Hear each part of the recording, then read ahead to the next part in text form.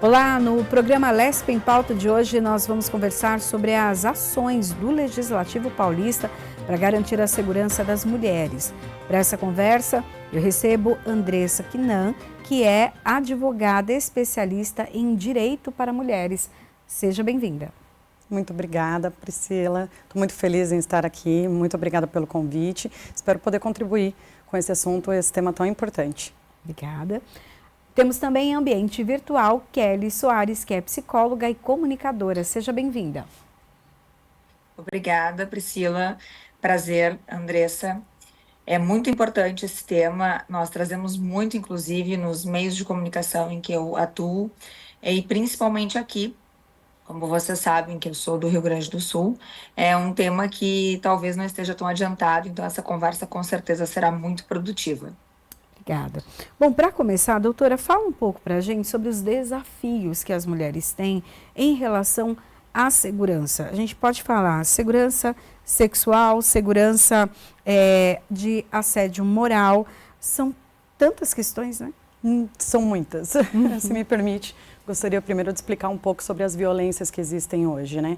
Então, hoje existe a violência sexual, que é o ato em si, né? E não necessariamente o ato configurado, mas algumas situações que insinuam o ato sexual.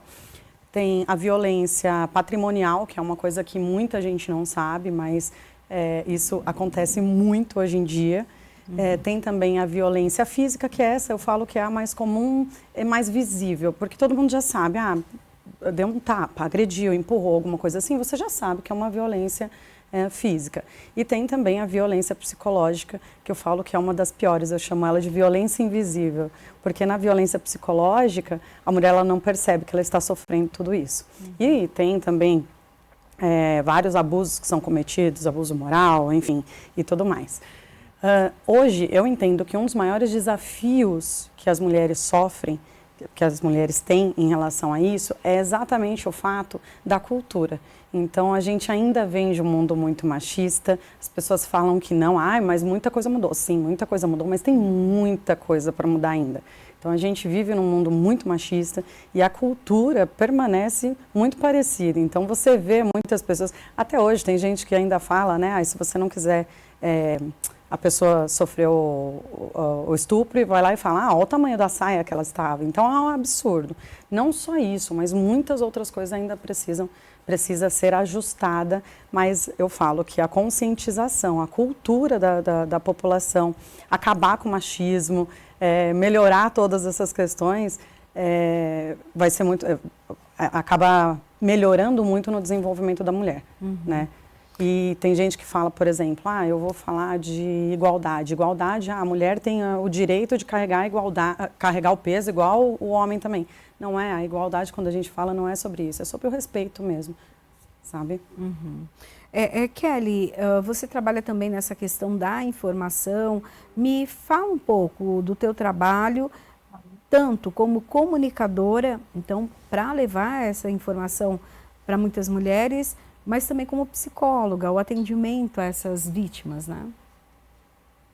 O que mais acontece as vítimas, elas têm, sim, uma questão estrutural, e ela vem de outras, né, dos seus ancestrais, eu costumo dizer. No consultório, dentro da clínica, a gente enxerga uma dificuldade de separar o amor da dor, né? Porque para muitas mulheres isso foi algo ensinado como vindo junto.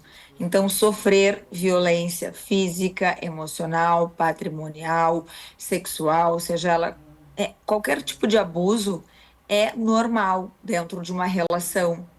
E até que ela reprograme isso, demora. Digo que muitas não conseguem. Precisam chegar a uma situação extrema. Ou então acabam por chegar a óbitos, né? Como eu já tive, ou situações de eu prefiro sair desta casa e largo tudo que eu construí, que eu batalhei junto. E isso que a Andressa trouxe sobre o machismo é algo realmente muito presente. Por quê? Hoje, quando a gente fala de sororidade, e é o que eu mais bato, né, dentro do Afrodite, é assim, sororidade são as mulheres apoiarem as outras mulheres. E não sei se a Andressa concorda, mas a gente vê muito machismo de mulher para mulher. Essa fala, por exemplo, da saia curta, é muito comum uma mulher ouvir, comentar quando ela ouve de alguém que viveu uma situação de violência. Então, eu considero algo tão absurdo, mas não dá para fechar os olhos. Então, assim, dentro de todas essas violências, a que eu mais tenho levantado bandeira é que as mulheres precisam se unir. Não é levantar bandeira e sair na rua fazendo passeatas, não é feminismo, não é isso. A igualdade que a gente fala, como a Andressa bem trouxe, não é essa, mas sim de poder expressar, de ter o direito de ir e vir, o direito de expressar-se em todos os âmbitos da vida e da convivência, né, no trabalho, seja nos estudos, né, independentemente da idade, mas sim temos um percentual muito grande de não sororidade que está, sim, ainda mantendo esse machismo muito alto. Quer comentar sobre isso? Eu vejo, meu escritório é especialista em direito de família para mulheres, e eu vejo isso, a sororidade é algo que eu falo muito, né? É engraçado, quando a gente faz um divórcio, aí sempre a atual, ela fala que a ex é louca, né? Uhum. Aí a atual, ela vai ser a ex-louca depois também. Uhum. Então, quando a gente faz algum conteúdo nas redes sociais relativo a isso, você vê não somente os homens criticando, mas muitas mulheres criticando as outras mães. Geralmente quem não tem filhos, né? Mas até quem tem filhos também critica. Então, nossa, que absurdo. Tira da escola particular, coloca numa escola pública. Poxa, mas se o pai tem condições de pagar, por que eu vou passar a mão na cabeça do coitadinho, sabe? Mais ou menos isso. Então, isso que ela fala da sororidade é algo que eu também bato muito na tecla, muito mesmo. Porque a gente precisa se unir, né? Aquela disputa feminina, gente, não pode existir. Ai, olha o cabelo dela. Ai, nossa, ela é a ex-doida. Ai, ela fica no pé do meu marido. Gente, a gente sabe como que é depois que termina um relacionamento. Né? Então, isso é muito real. Eu concordo que a gente precisa abordar muito esse tema aí. Até uma informação que a Kelly trouxe para a gente, essa questão do feminicídio também. Né? Muitas pessoas que chegaram ali no consultório, que falaram do que estavam vivendo, das agressões, porém, muitas vezes estão presas a um sentimento, ou a um falso sentimento, né, de amor, que coloca a pessoa nessa prisão, nesse looping aí, e que ela acaba não sendo morta, né? Eu falo que existe muito, são duas coisas que fazem a mulher permanecer num relacionamento abusivo. É a dependência financeira e a dependência emocional, que a doutora vai poder explicar até melhor do que eu depois. Mas eu falo que no relacionamento abusivo, a mulher ela vive num looping, né? Então ela vive, é um príncipe encantado, um lorde, ele faz loucuras de amor, de repente ele começa a criticar a aparência, a afastar das pessoas próximas, ele começa a minar ali a mulher, aí ele massacra ela, seja com violência física ou não, mas ele massacra ela, faz a mulher se sentir um lixo. Depois ele pede perdão, ele vai lá, volta tudo de novo, e ela fica nesse ciclo anos e talvez até a vida inteira falando ele vai mudar, ele vai mudar. São mulheres que às vezes falam, depois que a gente tiver um filho vai ser diferente, depois que a gente casar vai ser diferente, depois vai ser diferente, e no final acaba não mudando. E vivem nessa dependência emocional, né, como a doutora bem explicou.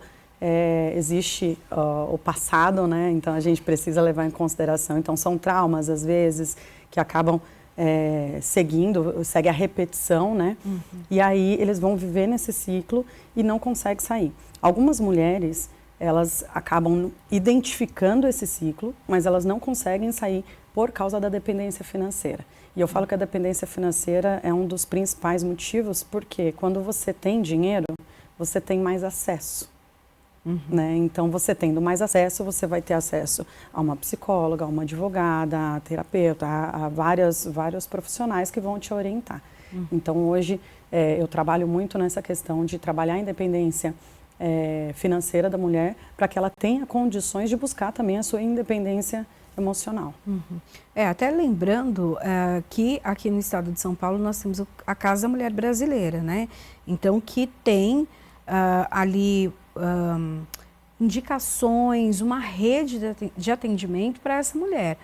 Tem, sim, a questão, né, da vulnerabilidade social, mas que até esses programas do governo ajudam essa mulher a sair desse ciclo de violência. O que não se pode chegar no caso do feminicídio, a morte dessa mulher, deixar essas crianças órfãs, né? Mesmo tendo ali um pai, mas que vai ser preso também. Ou seja, ela vai ficar sem ali o pai, a mãe e fora o trauma, né? Então, você que está nos assistindo, não se cale. A ideia é essa, falar do que está acontecendo, buscar apoio, sim. Não dá para ficar numa situação como essa. Assim, as mulheres, pelo menos antigamente, né? A mulher era submissa ao homem, tudo, não que hoje não exista, mas era de uma forma um pouco mais abusiva. E as mulheres, elas ficavam naquele relacionamento abusivo ali. O maior problema é que quando essas mulheres, e quando eu digo nossas mães, nossas avós e até nós mesmas talvez, a gente vive em um relacionamento abusivo, os nossos filhos, eles vão enxergando o relacionamento abusivo como algo normal. Então, o que eu falo? Muita mulher, ela vive num relacionamento abusivo, mas ela não sabe que é abusivo, porque ela vê na novela, é tudo uma bagunça, assim, é um relacionamento traumático, sempre tem as confusões. Ela viu dentro da casa dela o pai, a mãe agredindo, gritando, brigando, batendo, alguma coisa assim. Então, para ela, isso é um relacionamento normal. Então, assim, hoje, as mulheres, elas precisam entender, para mim, o principal, que relacionamento é para ser bom, é para somar, não é para ser uma coisa ruim. Sabe as piadas de casamento, que casamento é péssimo? Não é para ser dessa forma.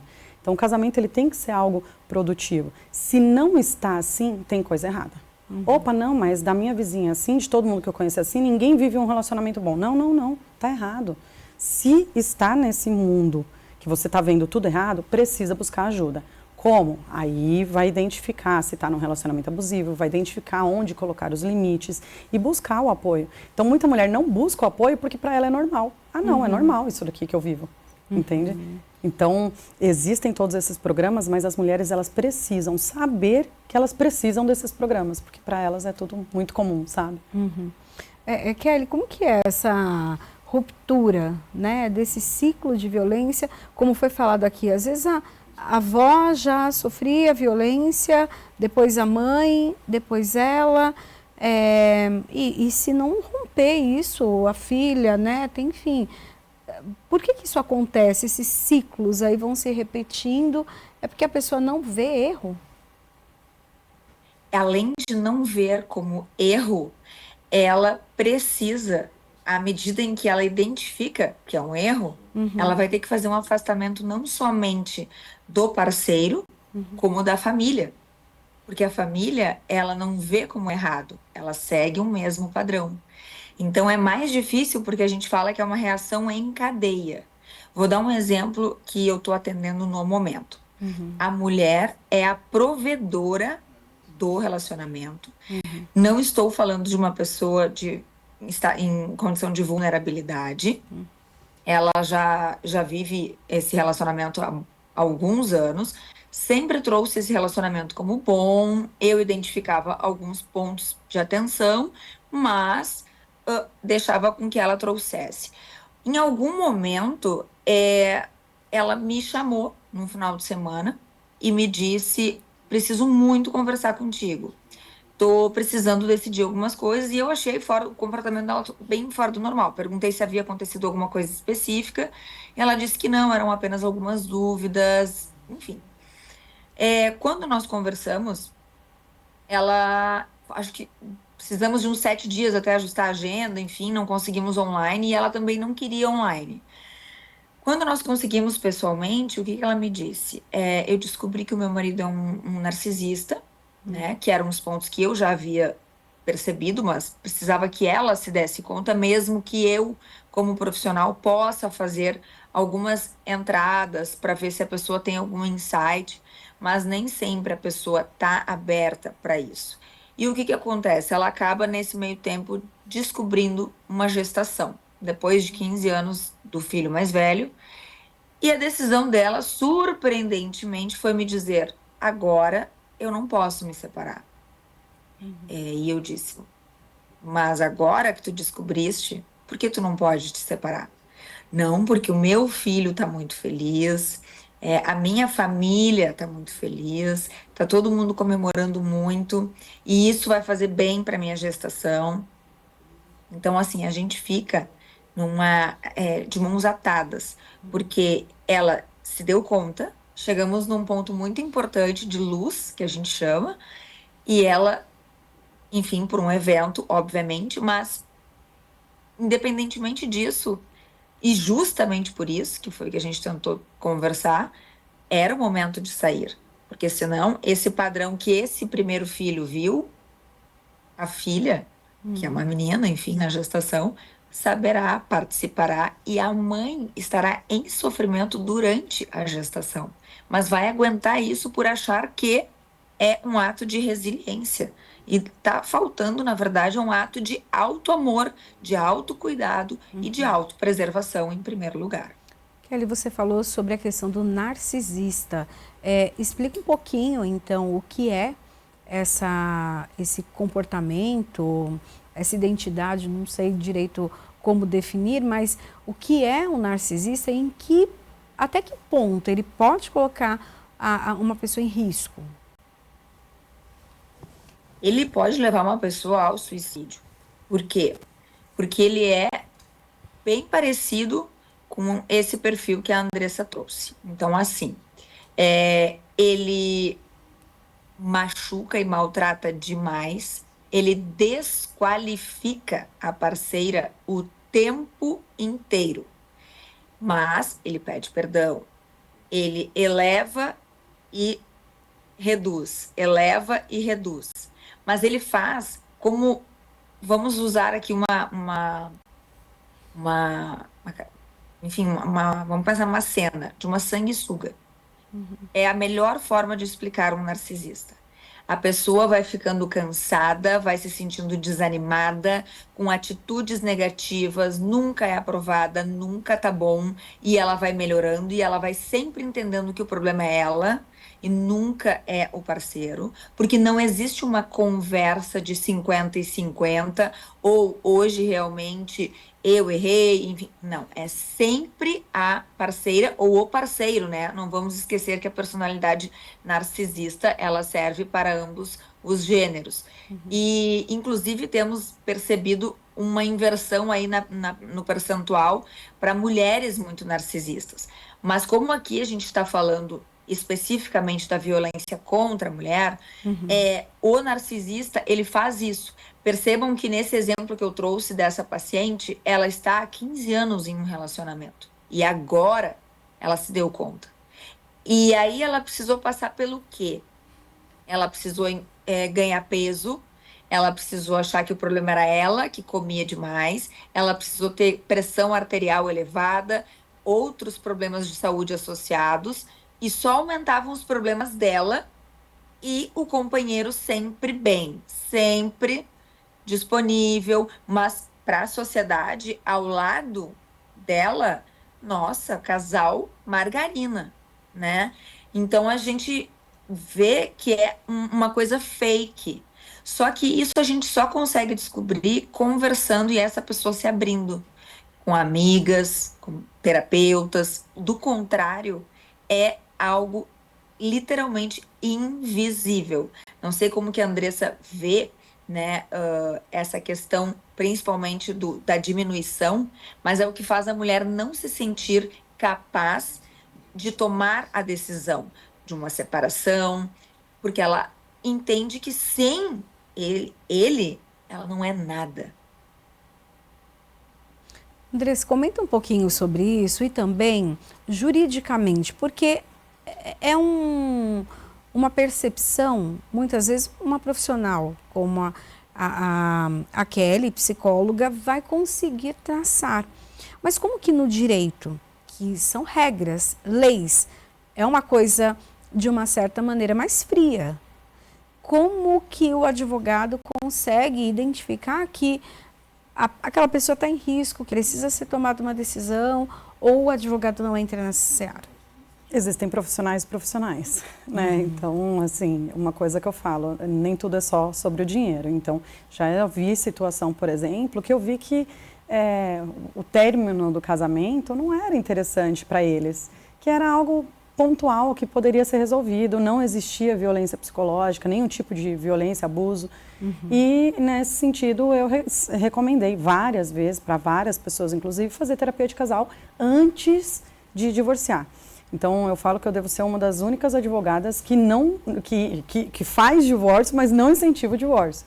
Por quê? Porque eu acredito, sim, que o relacionamento, ele é algo interessante para a vida, né, do ser humano e tudo mais.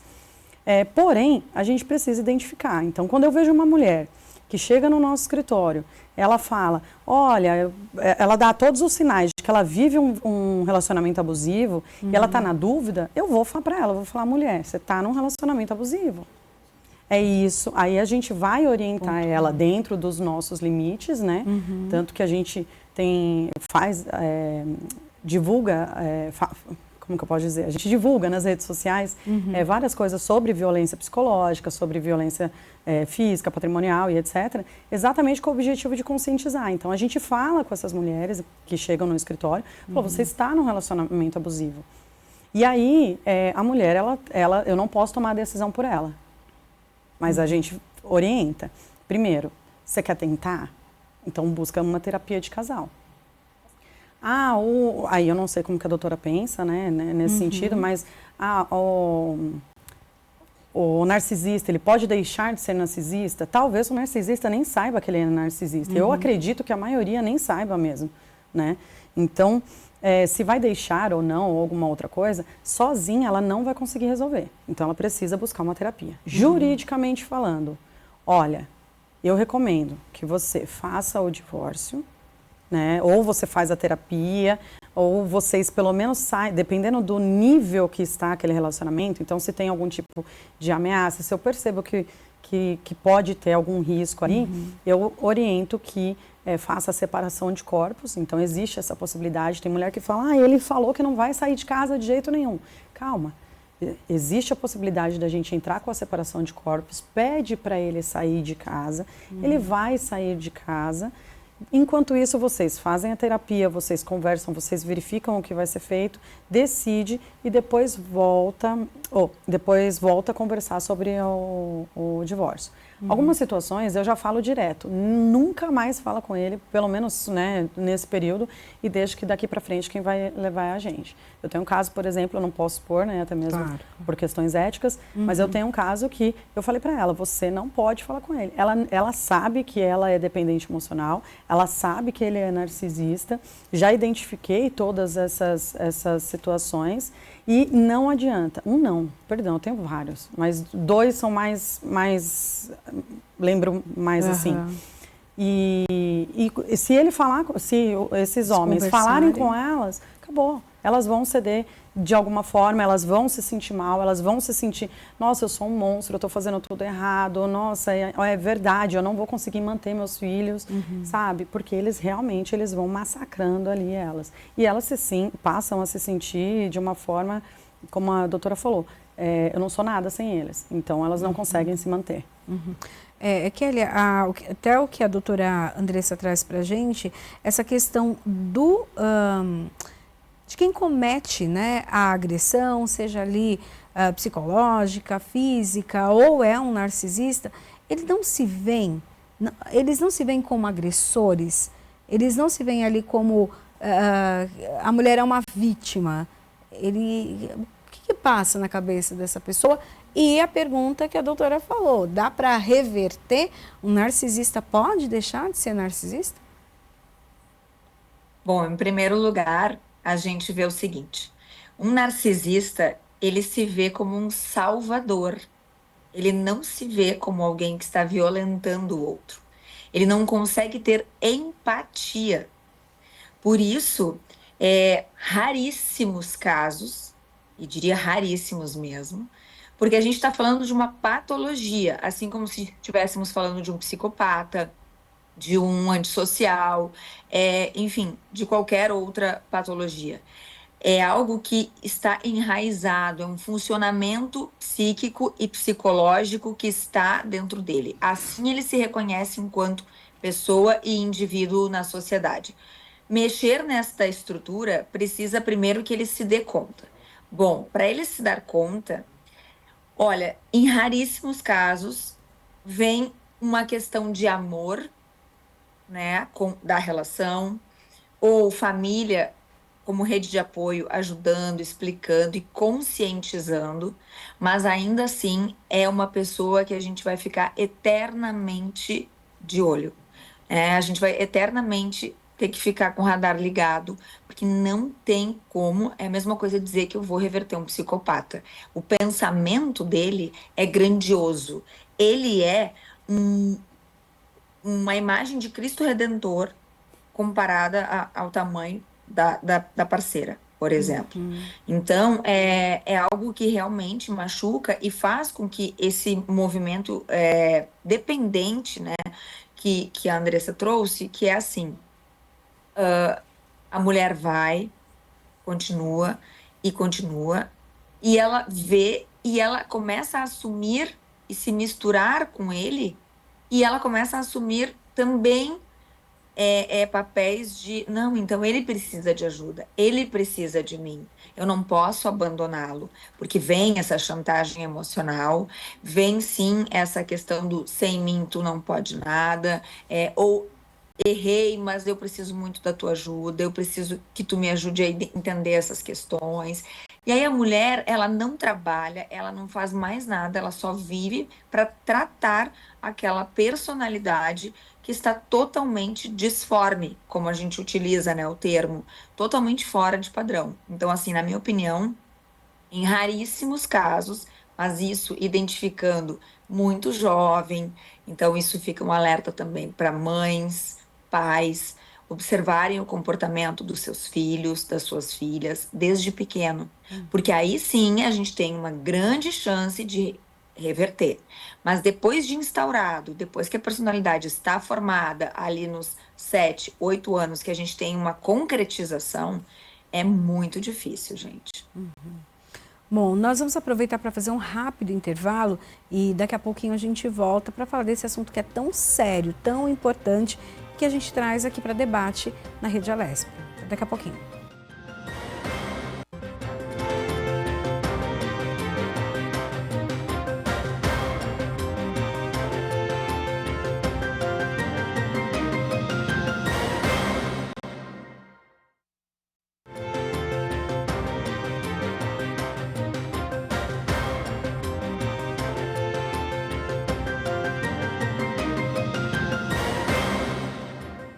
Estamos de volta com a Alesp em Pauta, hoje falando sobre a segurança das mulheres e as ações do Legislativo em favor dessas vítimas. Bom, Andressa Guinan, que é advogada especialista em direito para as mulheres, participa aqui comigo dessa conversa com Kelly Soares, que é psicóloga e também comunicadora. Bom, vamos então voltar um pouquinho, né, sobre esse assunto, falando... Temos algumas ações aqui no Legislativo Paulista que, além de colocar o poder público na defesa das mulheres, com a criação de políticas públicas, também faz com que a população participe um pouco disso. Uma dessas, inclusive já é lei aqui no estado de São Paulo, faz com que bares, restaurantes, os donos, os administradores também sejam responsáveis caso alguém esteja numa possível situação de violência. Então, uma mulher que tomou ali alguns drinks a mais, está em uma situação que pode correr um risco, eles são ali responsáveis, são obrigados a proteger essa mulher, se for necessário, chamar ali a polícia, mas principalmente proteger a mulher naquele primeiro momento. O que você acha disso, doutora? Eu achei uma iniciativa extraordinária, porque assim, veja, quando a gente fala da mulher ali no ambiente, começam os julgamentos, né? Ah, mas por que ela vai no bar? Por que ela foi beber? Por que isso e aquilo? Só que, em regra, ela tem que ter a liberdade de ir e vir e de beber como o homem bebe também. Mas isso não deve fazê-la como uma vítima, seja de estupro, de feminicídio ou qualquer outro crime que possa vir a ocorrer. Então, eu achei muito bom. Eu tenho, assim, se você perguntar para a maior parte das mulheres, eu tenho certeza que todas as mulheres, ou quase todas elas, já passaram algum tipo de constrangimento em um local público. Então, tanto transporte público quanto e principalmente bares, restaurantes e locais assim. Então, colocar o restaurante, o bar, casas noturnas também como responsáveis por eventual crime, isso ajuda muito para que eles levem também a segurança. Porque se está dentro daquele ambiente, em regra, a pessoa ela tem que estar segura, né? Então, essa iniciativa é muito boa, então é muito importante falar, né, que todos os estabelecimentos eles vão precisar ter um curso, né, os colaboradores precisarão ter um curso sobre como abordar essas vítimas. Até mesmo porque esse curso ele vai falar sobre o quê? Sobre a conscientização. Então ele vai tentar trabalhar um pouco também os colaboradores e falar, olha, para de querer culpar a mulher de tudo. Não é porque ela está bêbada que o homem pode agir, né, de determinada forma.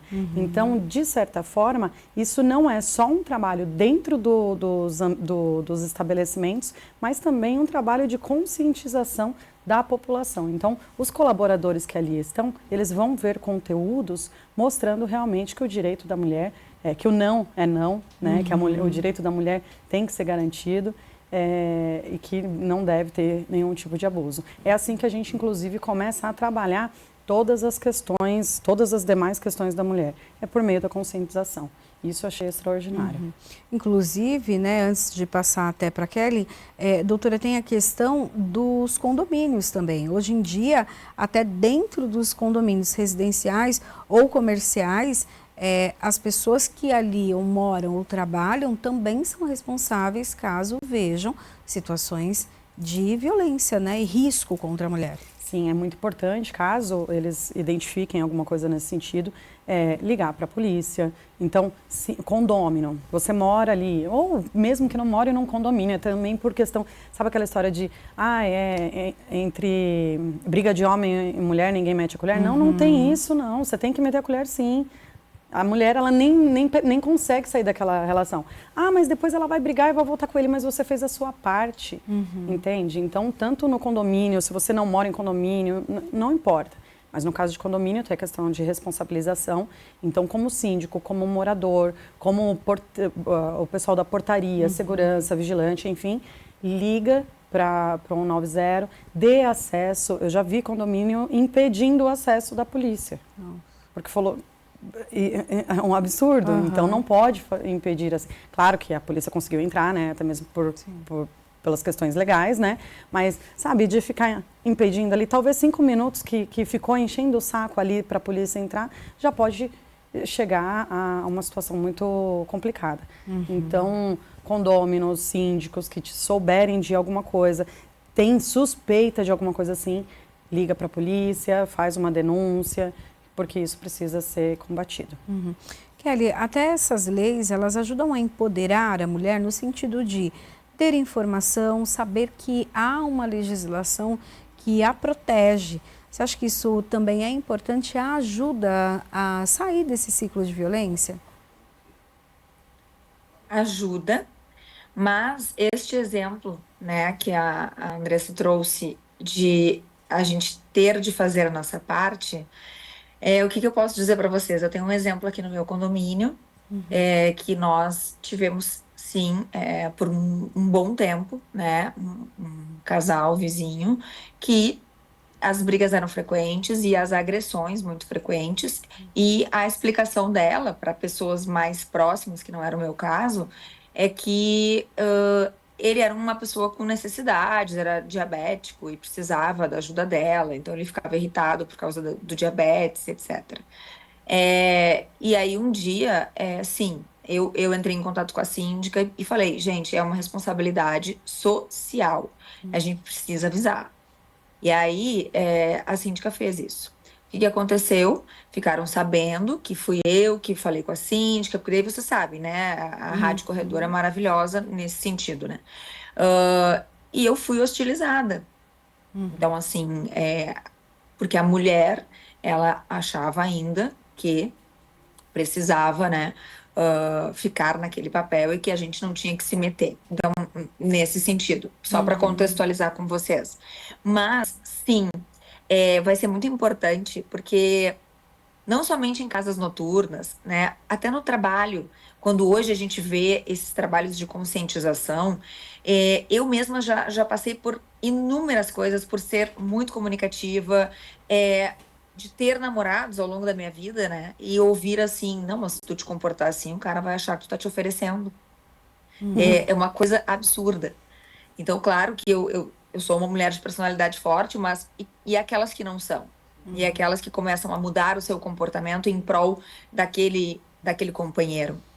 E aquelas que foram agredidas verbal, física, enfim, ou que, né, tiveram uma passada de mão ali, elas precisam se sentir seguras, mas elas precisam, antes de tudo, entender que é um direito.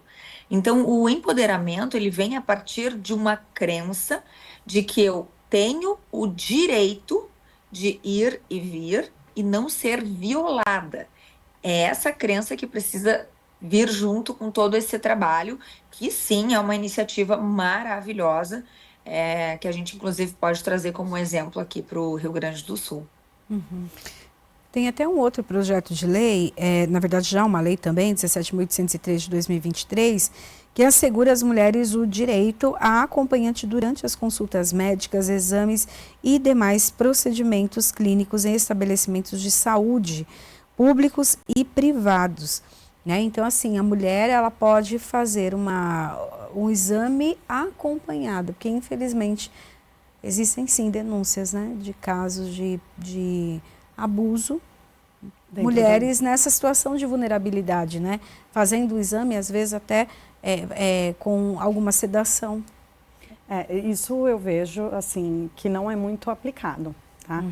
Mas não é muito aplicado por falta de denúncias. Se você for ver, por exemplo, a maior parte das mulheres que elas não denunciam, não falam nada, algumas por terem o sentimento de culpa. Então, lembra que a gente falou daquele pensamento arcaico, né, de que a mulher não pode usar saia curta, a mulher não sei o que lá, enfim. Então, a mulher ela tem um sentimento de culpa, seja ele por qual motivo for, não só por saia. Então, ela acaba não denunciando. Em outros casos, as mulheres elas não têm conhecimento da lei, tá?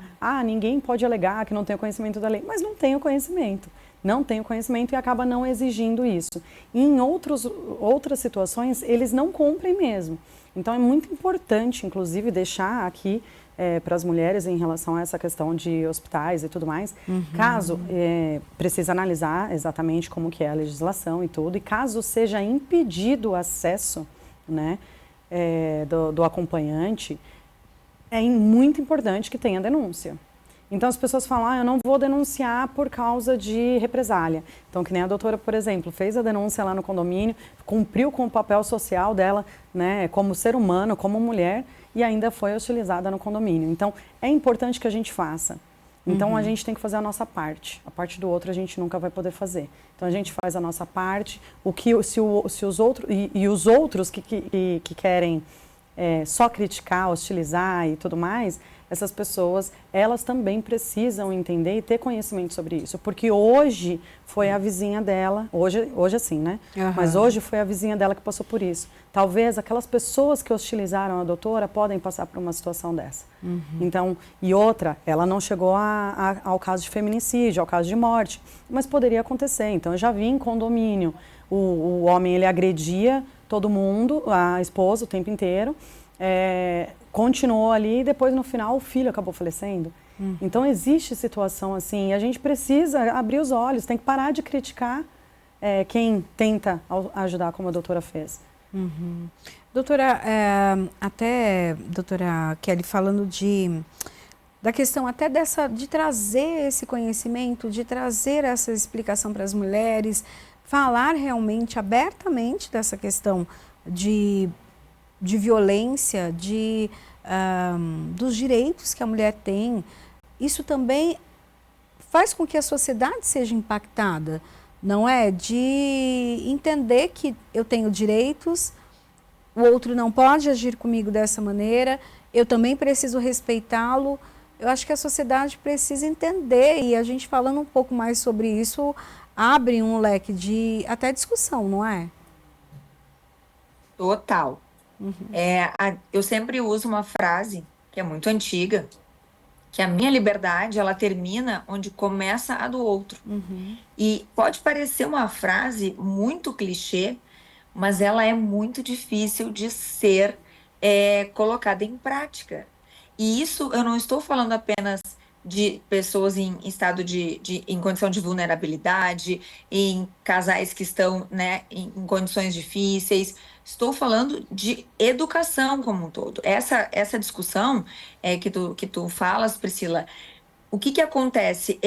Isso é para todos nós. Então, isso que a gente está fazendo aqui, né? Esse nosso trio, a gente está falando, uma espera a outra terminar de falar, para a outra falar, para complementar. Pode parecer um exercício básico, mas esse tipo de exercício deve se fazer dentro de casa. Porque quando a gente faz dentro de casa, ou se a gente não recebeu, mas a gente se deu conta, comecem a fazer diferente. Eu digo assim, a pessoa pode chegar no consultório e dizer, pois é, mas na minha casa era assim. Eu posso culpar, eu posso criticar os meus antepassados, a minha educação, o meu pai, a minha mãe, minha avó, meu tio, quem tenha me ajudado, ou quem tenha me maltratado. Mas a grande questão é, quem é o protagonista da minha vida? Quem é a pessoa que vai dizer como eu quero que esta vida se dê, né? Com direitos, deveres, obviamente, espaços, respeito, sou eu. Então, essa é a maior dificuldade, é olhar para si. E tem uma outra frase que eu utilizo que é bastante impactante, mas para que a gente também fique com a reflexão, que é, a gente nasce sozinho e vai morrer sozinho, porque a gente carrega o nosso eu sozinho durante a vida inteira.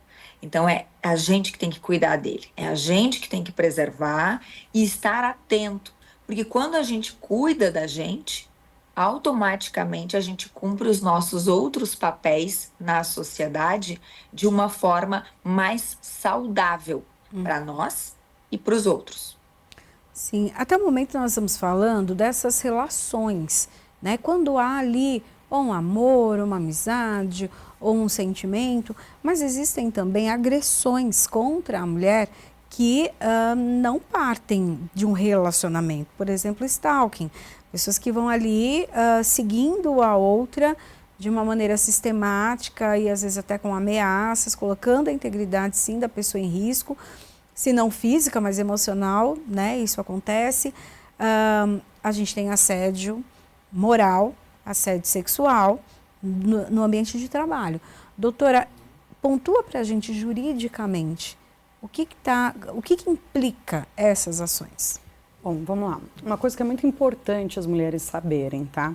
Eu não preciso necessariamente, existe sobre o stalking, mas mesmo que não existisse, ainda assim eu poderia tomar medidas em relação a isso. Porque assim, no Código Penal, por exemplo, fala sobre os crimes contra a honra. Injúria, difamação, calúnia. Então, esses crimes que são praticados, eu já posso utilizá-los em diversas situações. Então, não precisa, pode ser na internet, pode ser presencial, pode ser de diversas formas que esses crimes possam ser praticados. Então, é importante que todo mundo saiba que a pessoa que está ali na internet, está criticando, ou está massacrando o outro ali, está perseguindo, enfim, existem crimes que preveem isso, além do stalking e tudo mais. Então, existe na esfera criminal, para isso é necessário a pessoa fazer a denúncia, Tá? Então, abre o boletim de ocorrência, faz a denúncia, segue com esse processo. Eu vou deixar para lá. Exatamente pela maioria das pessoas deixarem para lá que as coisas não funcionam. Mas não tem... O que eu mais ouço de pessoas falando, mas não tem punição, mas não tem, a lei não serve, a lei não... Mas você não vai atrás, bênção. Se você não vai atrás, você não vai resolver mesmo. Então, você precisa ir atrás, precisa fazer valer os seus direitos. Mas além da esfera criminal, também tem a esfera civil, tá? Na esfera civil é onde você pode pedir indenizações. Então, indenização por dano material, reparação de dano e várias outras situações. No caso do trabalhista, que vem o assédio moral e sexual, o assédio moral, mais especificamente no trabalhista, já segue na legislação trabalhista, na área trabalhista, mas também é previsto reparação de danos e tudo mais. Então, assim, tudo que você percebe que está ultrapassando o limite, está te incomodando de alguma forma, muito provavelmente aquilo ali, ele tem uma previsão legal que vai te proteger. Então, alguém está ali... sei lá, um superior hierárquico passou a mão em mim. Existe uma legislação que vai te proteger, mas para isso, se você não ir lá e tomar as medidas, não vai ser resolvido. Não adianta a gente reclamar que as coisas não funcionam se a gente também não vai atrás. Só que daí entra um outro ponto. É muito importante as pessoas saberem guardar provas sobre tudo isso. Então, abuso moral, sexual, violência, qualquer tipo de violência, você precisa fazer provas sobre isso. Então, faz as provas sobre isso e toma as medidas que tem que tomar. Por quê? A pessoa, o abusador, o agressor, ele só vai parar quando de fato ele for punido de alguma forma. Talvez nem pare, mas ele vai ser punido e vai continuar sendo punido e vai acumulando as punições dele, entende? Só que se ninguém falar nada, eu fui abusada, mas não falei nada. Aconteceu outra coisa, mas não falei nada. Porém, aí entra o aspecto psicológico das pessoas que realmente não conseguem denunciar, não conseguem seguir com isso. Aí é um outro ponto que é necessária a ajuda, né, o apoio de especialistas, como a doutora Kelly, para poder seguir com essa parte. E o que deve ser feito? O boletim de ocorrência e essas provas, como elas... Que tipo de prova que é preciso ter? Por exemplo, de um assédio sexual. Como que se prova isso? O assédio sexual depende, né? Dependendo da situação, dá para fazer a perícia, né? Na perícia identifica alguns pontos. E dependendo da situação, isso não vai servir, né? Então, se foi algo menos gravoso, se é que eu posso falar dessa forma, mas se foi algo menos gravoso, não tem como comprovar por meio de perícia. Então, as provas, o importante é você ter gravações, falas, então... tem gente que fala, mas eu não posso juntar uma prova, um áudio se a pessoa não sabe que está gravando. Pode sim, você precisa se defender, pode juntar, junta tudo. Quem vai decidir depois se serve, se não serve, se foi legal, não foi legal, vai ser o juiz. Mas você tem que juntar, você tem que juntar as provas que você tem em relação a isso, né? Então... As provas, elas podem ser por foto, por vídeo, por áudio, por mensagem, por testemunha. Então, existem várias formas que você tem como provar. Essa questão de como provar e se faz boletim de ocorrência, Sim. né, em tudo isso. Você faz o boletim de ocorrência. No caso, se for dentro do ambiente de trabalho, a primeira coisa a ser feita, faz o boletim de ocorrência, mas antes de qualquer coisa, eu ainda recomendo que contate o advogado trabalhista, tá? A advogada trabalhista, ela vai te orientar como proceder o boletim de ocorrência, vai verificar se você tem provas, porque se você faz também uma denúncia, você não tem prova nenhuma, você não, veja, é algo muito grave, então precisa tomar todo esse cuidado. Então, aconteceu qualquer coisa, já busca a advogada trabalhista, fala, aconteceu isso, como que eu posso proceder? Ela vai orientar certinho. Aí vai ser boletim de ocorrência, vai seguir com o processo, pode pedir a rescisão indireta, inclusive do contrato de trabalho, né? Então, existem essas possibilidades. Em outras situações, dentro de casa, aconteceu alguma coisa dentro de casa, com o vizinho, com o primo, com alguma coisa nesse sentido, também deve ser feito boletim de ocorrência. Nesses casos, geralmente, não acabam sendo coisas tão simples, né? A gente vê que a maioria dos abusos acontecem dentro das próprias casas, né? Com pessoas próximas, e os abusos, eles são bem... agressivos. Acho que não é a palavra ideal, mas acredito que dê para entender, né? Então, dessa forma, existe a possibilidade de fazer perícia e tudo mais. Então, é muito importante, aí existem os aspectos psicológicos, né? Que as pessoas ao redor estejam acompanhando. A gente passe a olhar os outros também, sabe? Como eles estão reagindo, como que eles estão se comportando, porque às vezes tem alguém sofrendo uma violência que ela nem sabe. Sim. Inclusive a questão da obrigação à relação sexual, né? Antigamente falava que a mulher e o homem eram obrigados a ter relação. A mulher não é obrigada a ter relação. Se o homem quiser, ele pode pedir o divórcio, ele pode separar, ele pode pedir o divórcio, sair do relacionamento, né? Enfim, pedir algum tipo de nulidade do casamento. Mas o que não pode ser feito é a mulher ser obrigada a ter a relação porque o homem quer. Ah, eu casei. Não, isso é uma violência também.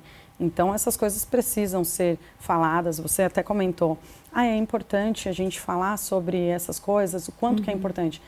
É muito importante a gente abordar todos esses temas. Porque, às vezes, eu ouço alguém falando e não me toco. Aí, às vezes, outra pessoa fala e eu falo, puxa, aquilo ali eu consegui entender, eu peguei alguma coisa, puxa, eu acho que eu estou passando por isso. Então, quanto mais a gente fala, melhor é para conscientizar as mulheres e até mesmo os homens. Então, a gente leva também... por exemplo, na TV a gente vê reality show, acontece uma situação num reality show que de repente todo mundo fala, nossa, é um absurdo. Você vê dividindo opiniões e de repente as pessoas começam a falar, realmente isso não deveria ter acontecido. Então, isso é importante. Um reality show, por exemplo, é psicologia pura, sociologia pura, inclusive, né? Então, você acaba analisando essa situação e as pessoas começam a tomar consciência. E a rede social, ela pode ser usada também dessa forma, mas de uma forma positiva, né? Olha, conscientização, isso não é normal, isso não deve ser feito, não é normal você ouvir seu marido gritando com você, te chamando de feia, de gorda, de burra. Não é normal o seu marido, você ter que implorar dinheiro para ele te dar para você ir tomar um sorvete ou alguma coisa nesse sentido. E Kelly, a gente falou da questão aqui da legislação e o quanto, né, quantas leis tem para proteger a mulher. Porém, existe aquela sensação para quem comete esse crime de impunidade. A sensação de impunidade faz com que também a pessoa se sinta livre para cometer os crimes, seja de forma pessoal ou pela internet, enfim. Sim. E tem uma coisa que eu até queria trazer para a Andressa, se ela acompanha isso e se é um sentimento também dela, mas o que a gente tem e os abusadores, né, agressores no geral, o que eles têm? Uma certeza da morosidade, ou seja, da demora para que esse processo, para que ele seja chamado, para que ele, enfim, precise prestar algum tipo de depoimento. Então, durante todo esse tempo, ele pode continuar agindo. É uma certeza que ele tem. Em média, a gente está falando de 3 a 4 anos, né? Em casos bons, outros casos a gente pode falar aí 5 anos para que ele seja iniciado o processo. Então, assim, ele sabe, ele já foi intimado, mas ele ainda continua andando. No máximo, ele tem uma medida protetiva contra aquela mulher, mas com as outras ele está disponível. E isso não sai em nenhum lugar enquanto o processo tramita, né, como se usa no direito. Mas a questão dessa demora, né, da justiça faz com que a mulher também fique incrédula. Ela quer fazer sim um boletim de ocorrência, ela quer fazer justiça, mas ela pensa, gente, e o que vai ser enquanto isso não acontece, enquanto isso não se resolve? E como que faz, né? Então, precisa sim também priorizar esses casos. É claro que a medida protetiva, ela ajuda muito. Então, eu reforço aqui o que a Andressa também trouxe. Faça o boletim de ocorrência, né? Proteja-se neste sentido para garantir. Porque a única forma de ter acesso à medida protetiva é processando criminalmente, correto, Andressa? Você pode fazer o boletim de ocorrência, você vai na delegacia da mulher, né? E aí ali você já faz a medida protetiva. A gente também consegue a medida protetiva na esfera civil. Então, por exemplo, em alguns casos a gente já entra com o processo já pedindo a medida protetiva. O próprio juiz ele já concede a medida protetiva também. Uhum. Ah, perfeito. Isso realmente é uma coisa que a gente percebe muito. Pode-se dizer uma descrença, né? Mas é um desânimo. Acho que essa é a palavra mais correta. Que é assim, eu quero, mas eu sei que vai demorar. Então, eu sempre oriento e me baseio na questão da medida protetiva, porque sim, de alguma forma, vamos pensar imaginariamente, um escudo para que ela se sinta protegida. Mas este abusador, sim, fica livre e apto, né, psicologicamente pensando, a continuar repetindo. Bom, o nosso programa chegou já no finalzinho. Eu quero agradecer a participação da doutora Andressa Gnan, que é especialista em direito para mulheres. Deixo aí um minutinho para as considerações finais sobre esse assunto. Bom, mais uma vez, obrigada. Estou muito feliz em poder participar desse assunto, desse debate tão importante que a gente luta todos os dias aí.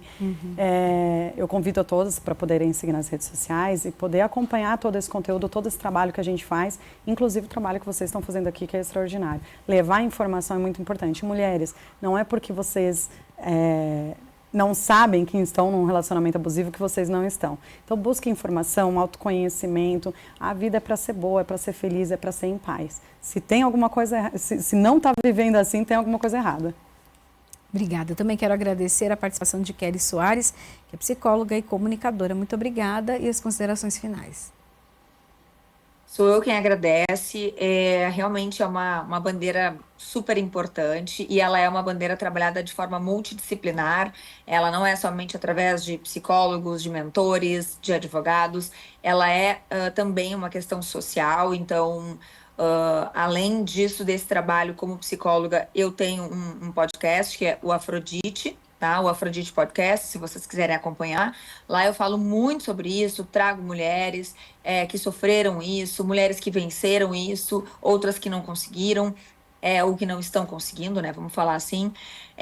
Mas eu acho que o principal é entender que a gente merece ser feliz. Todo ser humano é merecedor de felicidade. Então, como a Andressa disse, se não tá feliz, se não tá bom, alguma coisa tem que investigar. E uma dica, investiga dentro de ti primeiro.